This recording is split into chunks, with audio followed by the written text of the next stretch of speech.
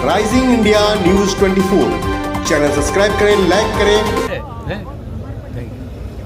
तो समाज के लिए आप ऐसे काम करते रहते हैं और समाज इससे कितना जुड़ेगा आपके साथ? देखो, जिसकी भावना होगी हमारे बीच में यहाँ डॉक्टर विक्रांत सिंह जी तोमर पधारे हैं। विक्रांत सिंह जी तोमर वो शख्सियत है, अंतर्राष्ट्रीय शिक्षाविद हैं, और जब G20 समिट हुआ हिंदुस्तान में तब प्रधानमंत्री जी ने जिन कुछ एक लोगों को कोऑर्डिनेशन की जिम्मेदारी दी थी उनमें विक्रांत सिंह जी तोमर हैं। मैं चाहूंगा जोरदार तालियों के साथ में तोमर साहब का अभिनंदन करें, तोमर साहब का स्वागत करें। जो ग्लोबल पीस फाउंडेशन है, जरा उसके बारे में बताएं।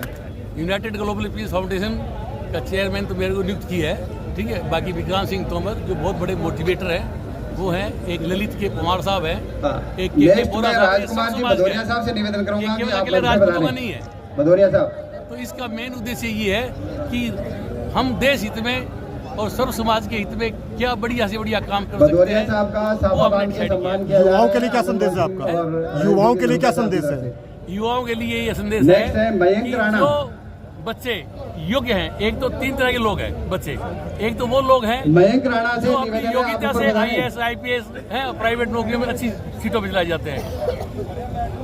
हिंदुस्तान सरकार ने एक आरक्षण दिया था, आरक्षण में बाकी सबसे निवेदन है साहब सामने बैठे प्लीज, यहाँ पे इकट्ठे क्या था कि कुछ लोग ही जो शहरों में रह रहे वो पढ़ पाए और वो 50-60 नंबर लेके IAS IPS बन गए, तो देश को अच्छे ब्यूरोक्रेट नहीं मिले। अब देश की परिस्थितियां, हालात चेंज हो गए, हर गांव ढाणी के अंदर स्कूल कॉलेज खुल चुके हैं, तो उनमें वो बच्चे जो काबिल तो हैं परंतु उनके पास संसाधन नहीं है, जिनके 90% नंबर आ गए। सारे संघर्ष समिति है, इन्होंने बड़ा अथक प्रयास से और सारा परिश्रम से ये सारा आयोजन हुआ है। संघर्ष समिति के सारे साथ ग्रेजुएशन करे और ताकि देश को योग्य व्यक्ति मिले, योग्य मतलब काबिल अधिकारी मिले, ताकि देश का और अच्छा उत्थान। रणवीर तोमर सर, जो लोग इस तरह से महात्माओं की रणवीर तोमर किसी तरह का कोई कानून भी बनना चाहिए आज CM रेखा? देखो, इस बारे में मैं कुछ नहीं कहूंगा क्योंकि मैं तो सोशल वर्क करता हूँ जी, ठीक है। इसके बारे में शासन लॉ एंड ऑर्डर है इस देश के, उसके हिसाब से कानूनी कार्रवाई होगी, जो गलत काम करेगा उसके लिए। धन्यवाद। संततियां भी हमारी शर्म से सर झुकाए इस देश में रहेगी, इसलिए इस पर निर्णायक फैसला होना चाहिए।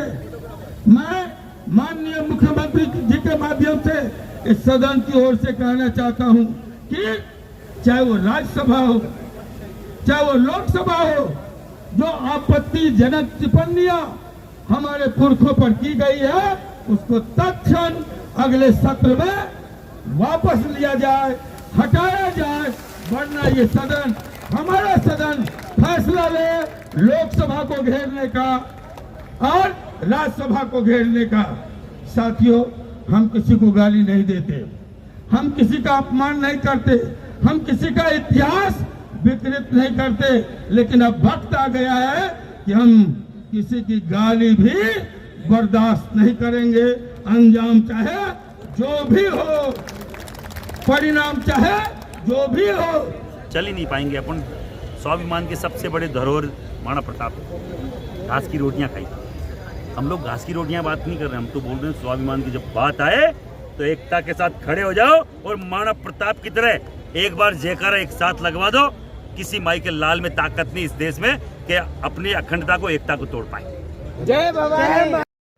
संग्राम सिंह जी, एटा में जो कलश यात्रा थी, उस कलश यात्रा पे जो हमला हुआ है, इसके बारे में क्या कहना चाहेंगे आप?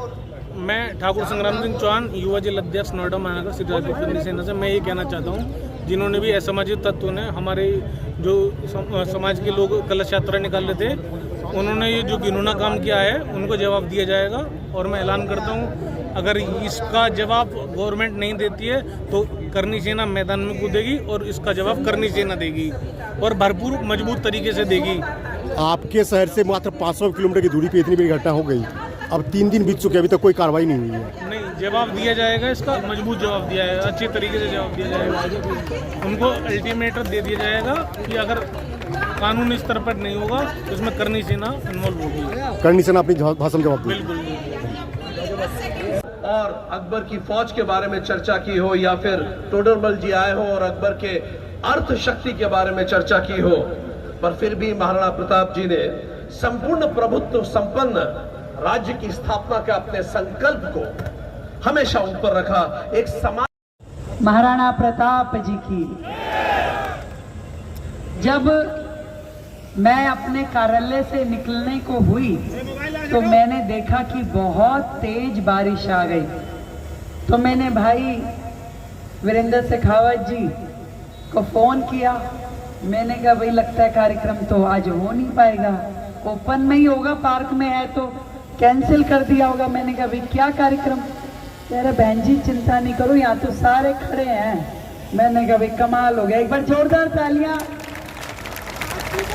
हमारे महाराणा प्रताप के इन भक्तों के लिए। सच में ये एक काम ऐसा हुआ जो हमारे दिलों को छूता है। आप सबको भी बधाई देती हूँ जो एक आवाज में ये सुंदर कार्य आपने किया और हम सबके मनों को प्रसन्नता प्रदान करी। और हमारे युवा भाई जो इस टीम के सदस्य के रूप में लगातार 2 महीने से इस कार्य को फॉलो अप कर रहे थे, भाई सतपाल सिकरवार जी, श्याम ठाकर जी, जीत राजा जी, मेघराज सिंह जी को हम तो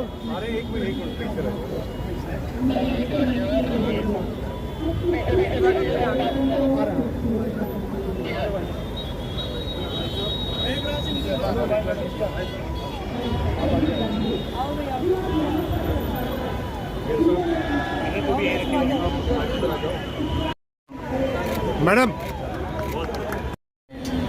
ये फूल लो जी।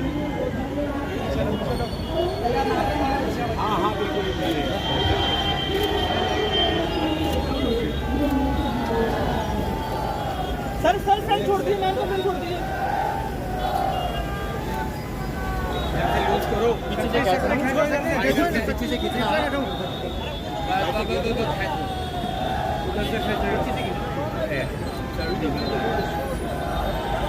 पीछे से खींच लो, पीछे से।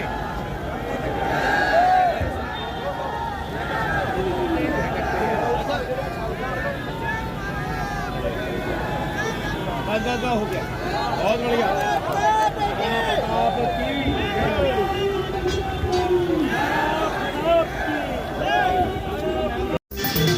देश और दुनिया का सबसे तेजी से उभरता हुआ news channel rising India news 24 channel को सब्सक्राइब करें, लाइक करें और वीडियो को शेयर करें।